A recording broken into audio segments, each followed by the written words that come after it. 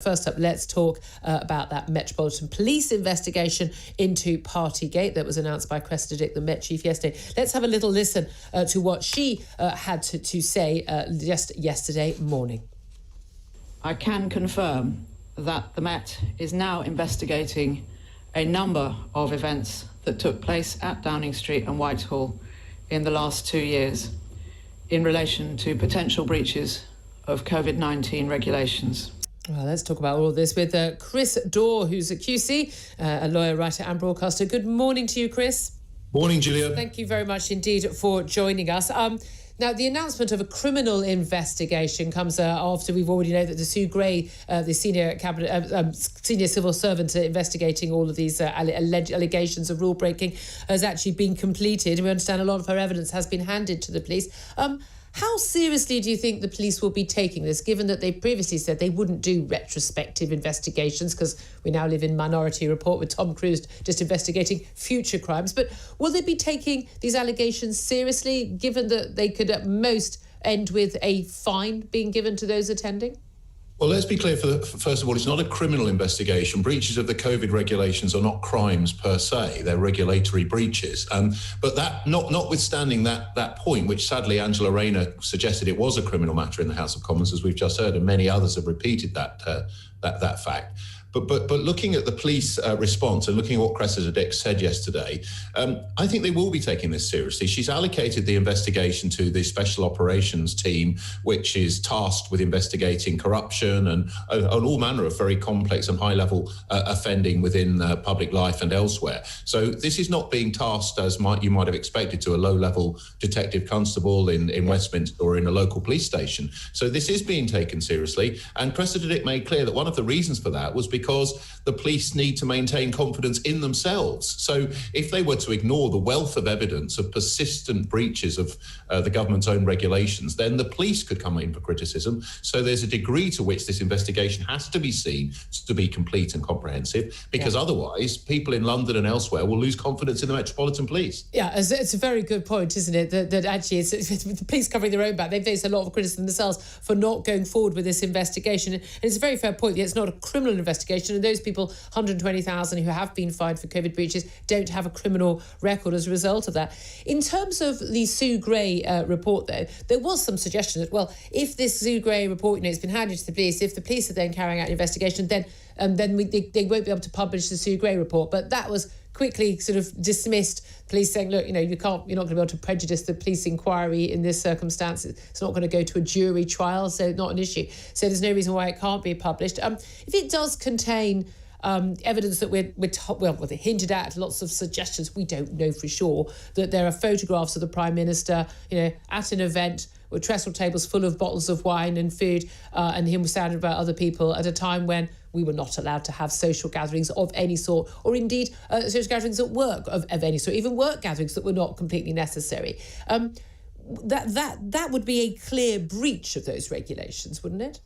Yes, it would, unless, of course, there was some attempt to rely on the workplace exception, which seems, frankly, to be somewhat of an unlikely scenario, given the numbers involved, given the alcohol, and given that, it doesn't appear, from what we know publicly, that there was any work element to it at all. It was simply socialisation or socialising after work, which the rest of us weren't allowed to do, as you rightly point out. We all had to go home. We weren't allowed to go to the pub or hang out at our friend's house, and certainly not 100 of us at a time. So it does seem to me that, you're absolutely right, that these are breaches of regulations, so they're not criminal matters. But there is a very strong public interest, it seems now, and rightly so in my view, for the police to at least, if they are going to investigate, to get to the bottom of it properly, and if they do discover breaches, they are going to have to issue fixed penalties against all of those who broke the rules. Are they going to have to issue? Because there will have been people who were not given fixed penalty notices, just given a quiet word from a police officer at the time during 2020 and 2021 lockdowns. Would they be required to do that? And again, would it be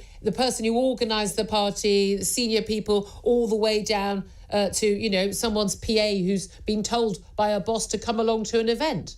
Well, you make a very good point. And what the police will have to do is they'll have to exercise discretion, and they'll have to consider the public interest in issuing fixed penalty notices against any individual. I suspect, as they do in every investigation, whether criminal or otherwise, they will leave out those who are the least responsible. If there are 100 people at a party, they're not going to issue fixed penalties, it's very unlikely at least, against all 100. But those who organised it, were active in organising it, and frankly, those who are senior and should have known better are more likely to be considered in the firing line for fixed penalties than those, as you say, junior members of staff who may have tagged along and ultimately didn't have either the confidence or the authority really to control events, which the Prime Minister clearly did, which the very senior civil servants involved clearly did. And I suspect that balance of public interest, if clear evidence of the kind you've described is part of the package that the police consider, is likely to come down in favour of issuing at least a number of fixed penalties against those more senior people. And the fact that Sue Gray, as senior investigator here, senior civil servant, the fact that she believes there have been certainly breaches, perhaps even serious breaches of those regulations, because otherwise she wouldn't be bothering the police with them.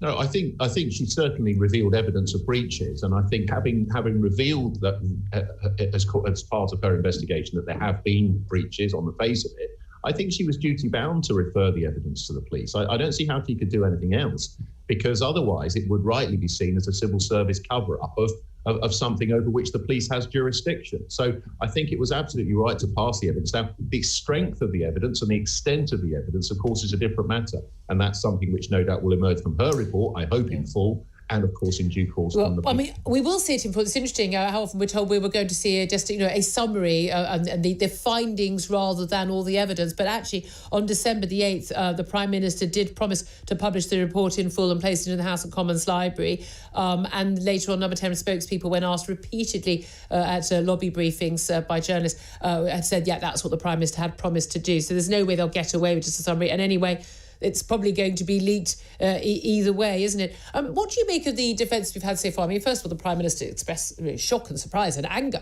that there had been any breaches at these allegations. And then, of course, he wasn't at any of these events. And then it turns out he was at these events, but he was only there briefly and he thought they were work events, not parties. Then we had the defence from one MP yesterday that he was ambushed with cake on his birthday on the 19th of June in 2020. I mean, some of it's quite laughable, but reports have shown that again and again, the Prime Minister and Carrie Johnson, his wife, have said to friends, people who've spoken to the media, and have told MPs, the Prime Minister certainly did the tour of the tea rounds last week, did the tea room, that they genuinely believe that they did not break any of the rules, any of the regulations, even with, her close friend Nimco Ali spending Christmas Day with the family, thinking they were in a household bubble.